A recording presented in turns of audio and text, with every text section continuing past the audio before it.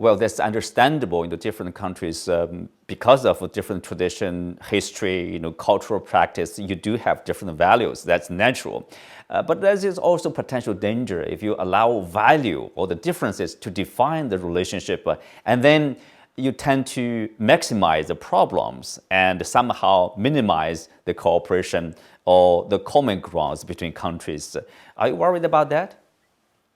That's why I'm arguing for a clear view from the standpoint of cooperation wherever possible, and to regulate competition in a fair manner, establishing a level playing field. And then the differences we have, if it comes to rule of law and so on, the differences will be, let's say, manageable, handleable.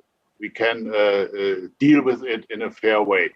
By the way, we do not want the Chinese to bring Confucianism as, let's say, something, or communism as an idea or an ideology to Europe, as well as we are not intending to bring any kind of ideology and so on to China. We have to respect each other. We have to understand each other. And we have to talk to each other.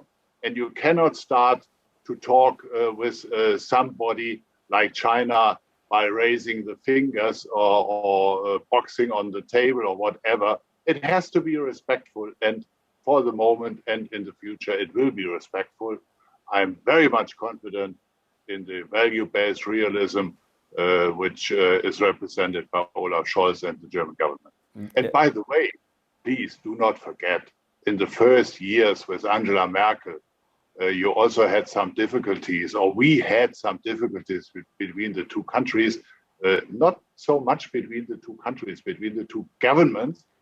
And that probably we have a little bit bumpy road in the next few weeks, but don't overestimate this.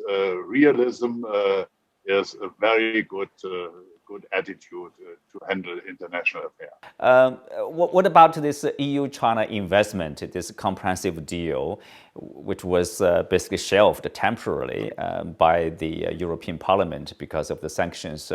Are you optimistic that it will be approved in the near future? Let me elaborate a little bit on this, because in January 1st, the Regional Comprehensive Economic Partnership will start and will be in force. That means China, Japan, South Korea, Australia, New Zealand, and the ASEAN states will form the biggest free trade zone on the globe. We have this strong globalization, and within globalization, we have a tendency of regionalization to make supply chains more resilient, to make cooperation in specific regions and among continents more promising, and so on and so on. That all serves the interests of people and their interest in living a life in dignity and with promising opportunities in the future. With regard to Europe, I only can advise, if I may say so, the Europeans to take into account that the globe and China will not wait until the Europeans will come to a decision. We need to leave this so-called logic of sanctions, sanctioning each other. We have to stop that. And we have to restart not only the comprehensive agreement on investment between China and the European Union, we also have to restart a lot of things to strengthen and to intensify the cooperation between China and Europe and China and Germany and so on. So my strong argument regarding both sides is stop escalation, stop the logic of sanctions, and restart your efforts to make the relationship even more promising than it is per today. In September, you wrote an article titled "Democracy Cannot Be Exported to Other Countries Mechanically," citing on the example of the Afghanistan mission by the West in general. Do you think Western countries will learn the right lessons, from the 20-year Afghanistan war?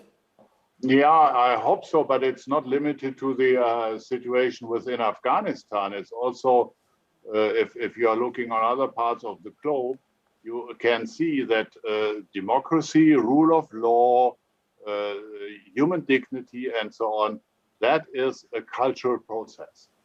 And that is something which has to be handled within societies. Maybe there is some support from the outside.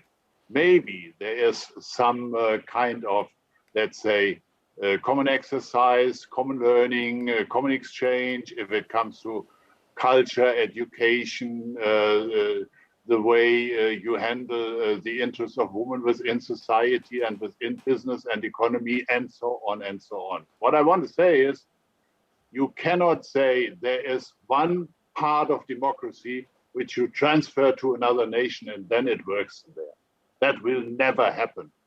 And for this, we also have to take into account even rule of law is something which is under development within our society, within my country, as well as in every European country, and by the way, also within China.